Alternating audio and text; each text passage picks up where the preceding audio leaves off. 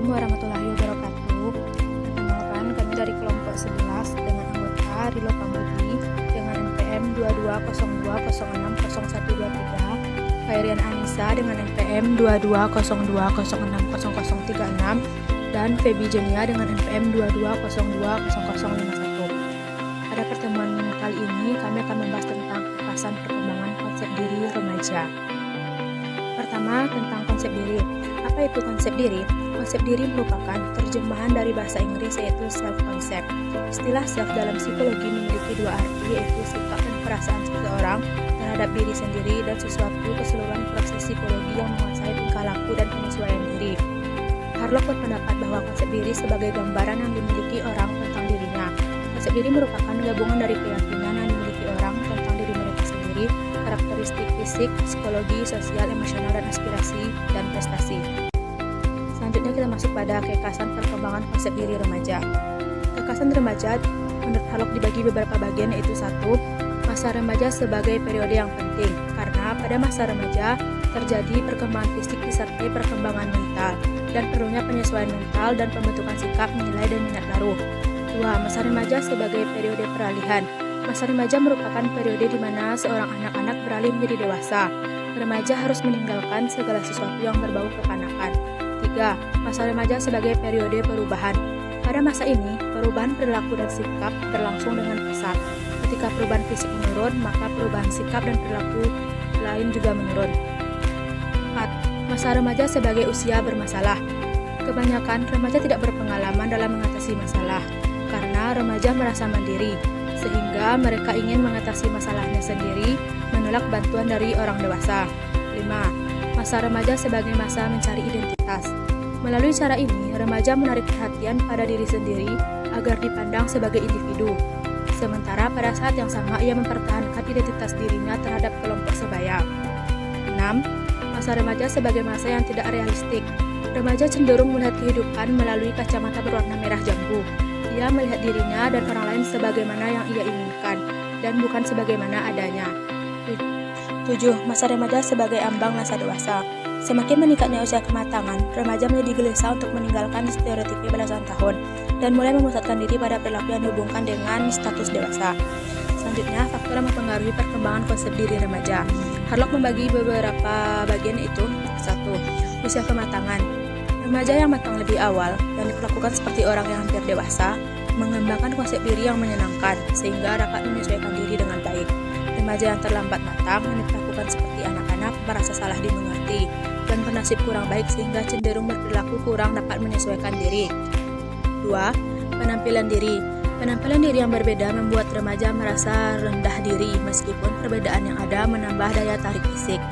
3. Kepatutan seks. Kepatutan seks dalam penampilan diri, minat, dan perilaku membantu remaja mencapai konsep diri yang baik. Ketidakpatutan seks membuat remaja sadar diri, dan hal ini memberi akibat buruk pada perilakunya. 4. Hubungan keluarga. Seorang remaja yang mempunyai hubungan yang erat dengan seorang anggota keluarga akan mengidentifikasi diri dengan orang tersebut dan ingin mengembangkan pola kepribadian yang sama. Selanjutnya, teman sebaya. Teman sebaya mempengaruhi pola kepribadian remaja dalam dua cara. Pertama, konsep diri remaja merupakan cerminan dari anggapan tentang konsep teman-teman tentang dirinya. Kedua, remaja berada dalam tekanan untuk mengembangkan ciri-ciri kepribadian yang diakui kelompok. Dan yang terakhir, kreativitas. Remaja yang semasa kanak-kanak didorong agar kreatif dalam bermain dan dalam tugas-tugas akademis, mengembangkan perasaan individualitas dari identitas yang memberikan pengaruh yang baik pada konsep dirinya. Selanjutnya, pelayanan yang tepat terhadap remaja dalam mencapai perkembangan konsep diri lingkungan keluarga, sekolah, dan masyarakat. Pertama, pelayanan di lingkungan keluarga, yaitu 1. Kedua orang tua harus mencintai dan menyayangi anak-anaknya. 2. Kedua orang tua harus menjaga ketenangan lingkungan rumah dan menyiapkan ketenangan jiwa anak-anak. 3. Saling menghormati antara kedua orang tua dan anak-anak. 4. Mewujudkan kepercayaan. 5. Mengadakan kumpulan dan rapat keluarga. Lingkungan sekolah. 1. Membiasakan siswa berbudaya salam, sapa, dan senyum. 2. Tiba di sekolah mengucap salam sambil salaman dan cium tangan guru. 3. Menyapa teman, satpam, penjual di kantin atau cleaning service di sekolah. 4. 4. Menyapa dengan sopan tamu yang datang ke sekolah. 5. Membiasakan siswa berbicara dengan bahasa yang baik dan santun. 6. Mendidik siswa untuk duduk dengan sopan di kelas. 7. Mendidik siswa makan sambil duduk di tempat yang telah disediakan, tidak sambil jalan-jalan. Di lingkungan masyarakat. 1. Membiasakan gotong royong, misalnya membersihkan halaman rumah masing-masing, membersihkan saluran air, menanami perkarangan rumah. 2. Membiasakan anak tidak membuang sampah dan meludah di jalan, merusak atau mencoret-coret fasilitas umum. 3. Menegur anak untuk melakukan perbuatan yang tidak baik. 4. Tidak ada kepedulian. 5. Tidak merasa bertanggung jawab. 6. Menganggap perbuatan anak adalah hal yang sudah biasa.